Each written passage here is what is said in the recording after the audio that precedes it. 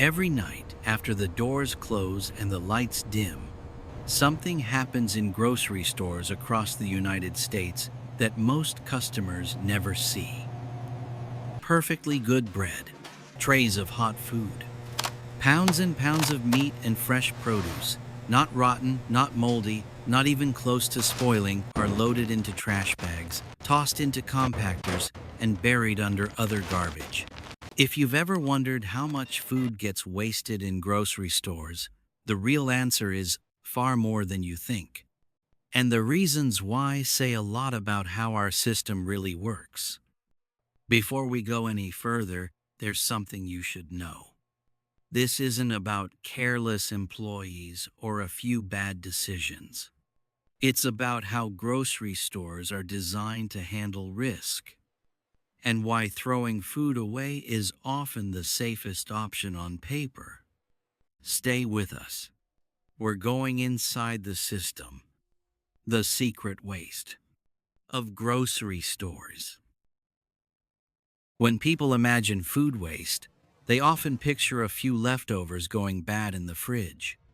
But inside grocery stores, from big box retailers to small neighborhood chains, employees describe waste on a scale that feels almost unreal.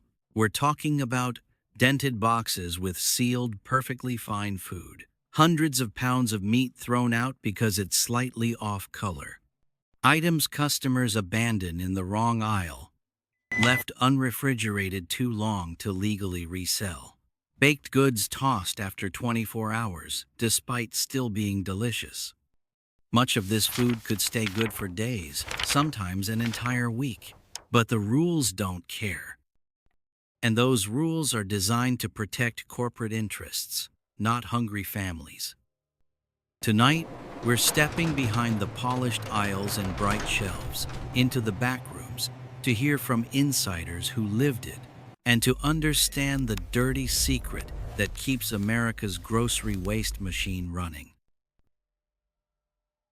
The grocery business runs on razor-thin margins, often 1–2%. A single pallet spoiled, a single temperature violation, a minor lawsuit. All of these can wipe out a store's profits for the week. So everything, from how products are shelved to how they're discarded, revolves around brand image, safety rules, liability fears, strict corporate policy. And when food falls into a gray area, it's safer, legally, financially, politically, to throw it away. But for the employees who live inside this system, seeing that waste day after day feels very different. And the first place where the waste becomes impossible to ignore is the hot food counter. Every night we dumped entire trays of food. Chicken wings, pasta, potatoes, stuff people would absolutely eat. But when closing time hit, everything had to go. No exceptions. If someone came in and ordered 10 wings, I'll give them 20. I knew the rest was about to be trashed anyway.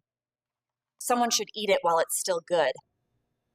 And corporate called that sweethearting, like I was stealing from the company or something. I eventually got fired for it. And honestly, I would still do it again. Watching that much food get thrown out, it wears on you. Hot food departments often produce the fastest waste, not because the food is unsafe, but because time rules everything. Once the clock hits closing time, quality doesn't matter. Safety doesn't matter. Only policy does. And in a system that fears being sued more than it fears wasting food, generosity becomes a violation. The deli worker's story is just the beginning. Because in the bakery, the rules are even stricter. In the bakery, everything had a strict time limit. Cookies were 1 day only. If they weren't sold by the next morning, they got thrown into discount bags. If those didn't sell, the entire batch went straight into the trash. And we weren't allowed to take them home. We weren't allowed to hand them out. We weren't allowed to donate them. You could have a tray of pastries that would still taste great a week later. and we'd dump every last one. It never stopped bothering me. For bakery departments, freshness isn't a guideline, it's branding. A cookie that still tastes fine tomorrow doesn't fit the image of baked today, so it's treated as worthless. This is where grocery waste stops being about safety and becomes a performance of perfection that customers see, and the destruction they never do. And nowhere is this contradiction clearer than in meat and produce. Because what gets thrown away here isn't just shocking, it's expensive. I've thrown away over 100 pounds of ground turkey in a single day. Not because it was spoiled, Kent, it wasn't, but because the color was slightly off from the brand standard shade of red. Produce was the same. A few bruises on fruit, gone. Lettuce not crisp enough, gone. Too much time out of the cooler shouldn't, even by accident, everything on that pallet gets trashed. Customers would be shocked if they knew how much gets wasted just because it doesn't look perfect. Or because someone forgot to put something back where it belongs. In meat and produce, perfection is everything. A shade too brown, a bruise too visible, a leaf too wilted, and corporate policy treats it as unsellable. The result? Mountains of food that's perfectly edible, but not perfectly beautiful.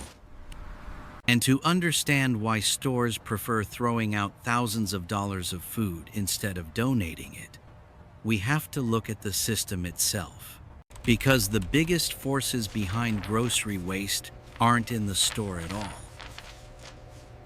So why don't stores give the food away to employees, to shelters, to anyone who needs it? The answer sits at the intersection of fear and economics. Liability. Stores are terrified of lawsuits. If someone gets sick later, even unrelated to the food, the store can be blamed. Brand image. Supermarkets don't just sell food, they sell the illusion of perfection. Perfect color, perfect freshness, perfect packaging. Supplier contracts. Some suppliers require unsold items to be destroyed to protect price integrity. Convenience. Sorting, labeling, freezing, tracking, all of it takes labor, and throwing things away is fast. This is why employees repeat the same line. They'd rather see it in the trash than see someone take it for free. But not every grocery chain follows the same rules. There are really two kinds of grocery systems. In the first, everything is rigid. If the date is tomorrow, if the package is dented, if the cooler temp drifted, it's trash. No flexibility. In the second kind, stores try to fight the waste.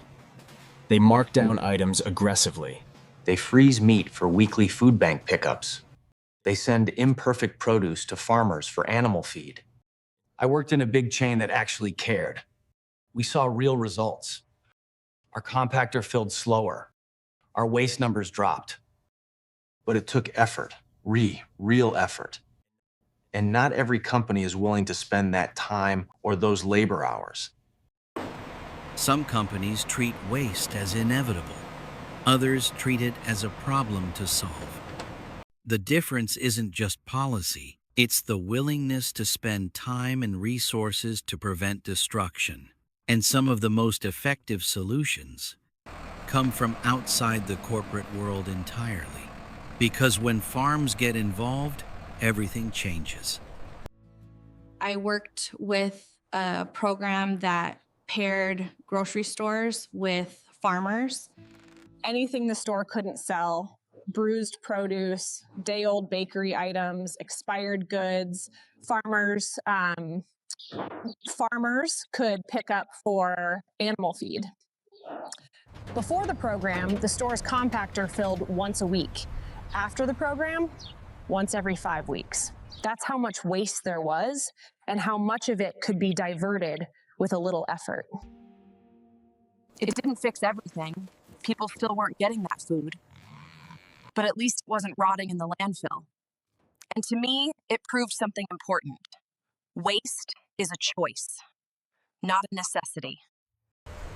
When recovery programs step in, grocery waste drops dramatically. Not because the food suddenly becomes better, but because someone finally has the authority to redirect it.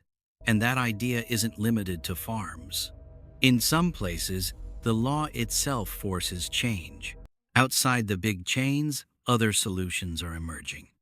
Apps that let customers buy end-of-day food for steep discounts. Small delis and gas stations that hand out leftovers before closing. Farmers who take unsellable items back to their animals. And in some countries like France, wasting edible food is illegal. Supermarkets must donate what's still safe to eat. Food isn't just a product, it's a resource, one that shouldn't be left to rot while people go hungry. So if we sum it up, the dirty secret behind American grocery stores is this. Enormous amounts of food, most still perfectly edible, are thrown away every day. Not because it's unsafe, not because it's spoiled, but because systems built around profit, branding, and liability make waste the easiest option. And yet, we know it doesn't have to be this way. Some stores fight back. Some farmers help reduce landfill waste. Some countries write laws to stop the destruction of edible food. Consumers show again and again that they're willing to rescue food when given the chance. Waste isn't inevitable. It's structural. And structures can change. If you'd like to see more investigations into hidden corners of everyday life, remember to subscribe and stay curious.